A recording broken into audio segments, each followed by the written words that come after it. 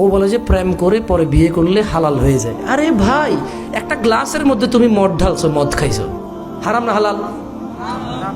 পরে তুমি একই গ্লাসে ধুয়ে পানি ঢেলে খাইছো, হালাল না হারাম? তো আগে যে মদ খাইছো ওটা হালাল হয়ে গেছে?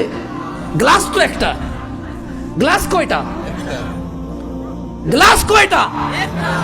তো আগে মদ খেয়েছো, এরপরে ধুয়ে পানি খেয়েছো, দুধ খেয়েছে ওটাতে, তাই বলে কি আগে যে মদ খেয়েছো ওই মদ হালাল হয়ে যাবে? তদরূপ মেয়ে একটা বিয়ে না করে সম্পর্ক রেখেছো, হারাম। মেয়ে একটা বিয়ে করে সম্পর্ক করলে আগের হারাম হালাল হবে না, ওটা গুনাহ থেকে যায়। ওটা কি থেকে যায়? ওটার জন্য মাপ চাইতে হবে। যেমনটা বিয়ে না করলে মাপ চাইতে, তুমি এই মেয়েকে বিয়ে না করলে এমনটাই মাপ চাইতে হবে।